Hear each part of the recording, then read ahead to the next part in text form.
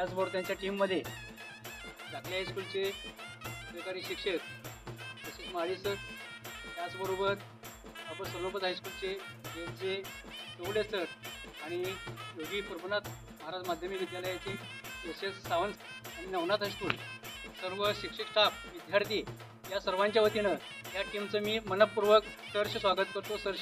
किसी के कंगन में, किसी के गजरे में, किसी के गजरे में, महकती सुबहों ने, मचलती शामों ने, अकेली रातों में, अधूरी बातों में, तरसती बाहों ने, और पूछा है तरसी निगाहों ने कि घर कब आओगे, कि घर कब आओगे, लिखो कब आओगे, कि तुम बिन ये दिल सुना सुना है.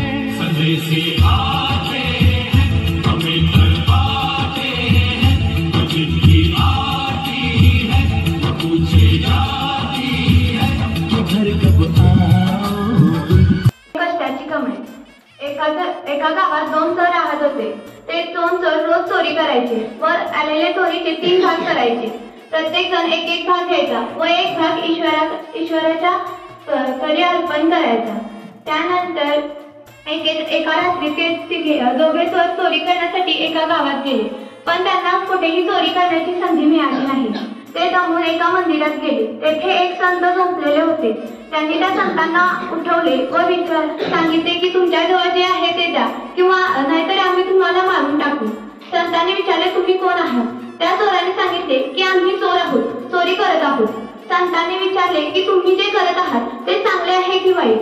त्यावेळी त्या चोरांनी सांगितले की आम्ही जे करत आहोत ते चांगलेच आहे, कारण आम्ही जे चोरी करतो त्याचे 3 भाग करतो. एक भाग आमच्यात वाटून घेतो व एक भाग ईश्वराचरणी अर्पण करतो. हे सर्व त्या संतांनी ऐकून घेतले व त्यांच्याजवळ एक जिवंत कोंबडा त्यांना दिला व सांगितले की आज तुम्ही काहीही चोरी करू शकलेला नाही, त्यामुळे हा माझ्याजवळचा कोंबडा घ्या, बाकी माझ्याकडे काही नाही.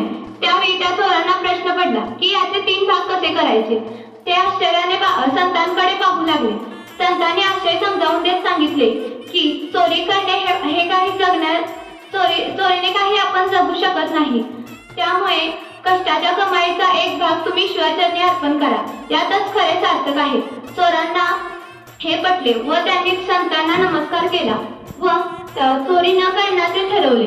तात्पर्य: पापाच्या कमाईने दुःख वाटायला येते, तर कष्टाच्या कमाईने सुख शांतता मिळते.